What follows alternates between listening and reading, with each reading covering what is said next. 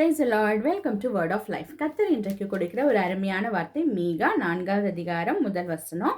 மீகா 4:1. ஆனாலும் கடைசி நாட்களில் கர்த்தருடைய ஆலயமாகிய பர்வதங்களின் கொடுமுடியில் ஸ்தாபிக்கப்பட்டு மலைகளுக்கு மேலாய் உயர்த்தப்பட்டிருக்கும். எல்லா ஜாதிகளும் அதனிடத்திற்கு ஓடி வருவார்கள்.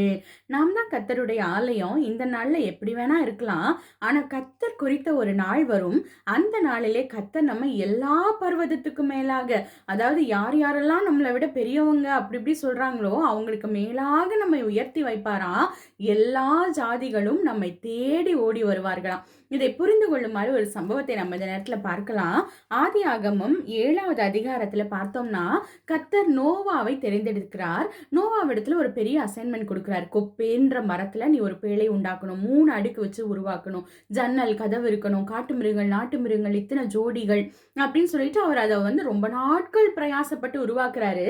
நம்ம எப்பொழுதுமே நம்முடைய வாழ்க்கையில ஒரு காரியம், ஏதாவது ஒரு போராட்டம் பிரச்சனை வரும்போது நம்ம என்ன பண்ணுவோம், பைபிள் அந்த மாதிரி ஏதாவது நடந்திருக்கா, கர்த்தர் எப்படி உதவி செஞ்சிருக்காரு, இல்ல சர்ச்சில் விசுவாசிகள் மத்தியில ஏதாவது நடந்திருக்கா, அவங்க எப்படி அதுல இருந்து வெளியே வந்தாங்க, இப்படி நம்ம எவிடன்ஸ் தேடுவோம். நம்மளுக்காக ஒரு சப்போர்ட்டிங்கா ஏதாவது ஒரு சம்பவம் இருந்துச்சுன்னா நமக்கு மனசு ரொம்ப சமாதானமா இருக்கும். அப்படி எதுவுமே இல்லாத ஒரு சூழ்நிலை தான் இந்த நோவாவுக்கு. யாருமே முன்னாடி பேழை செஞ்சது கிடையாது.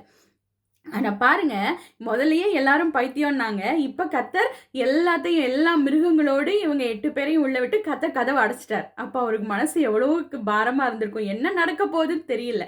ஆனா பாருங்க, கர்த்தருடைய வசனம் சொல்லுகிறது, ஜலம் பெருவெள்ளமாகி பூமியின் மேல் மிகவும் பெருகிற்று, பேழையானது ஜலத்தின் மேல் மிதந்து கொண்டிருந்தது.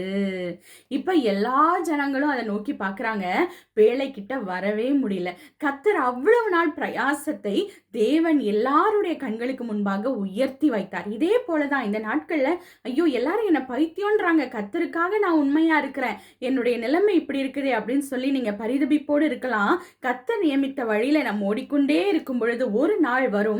அந்த நாளிலே கர்த்தர் ஆலயமாகிய நம்மை எல்லா பர்வதங்களுக்கு மேலாக உயர்த்தி வைத்து அழகு பார்க்க கர்த்தர் சித்தம் உள்ளவராக இருக்கிறார். கர்த்தர் தாமே ஒருவரையும் ஆசீர்வதிப்பாராக. God bless you all. Thank you.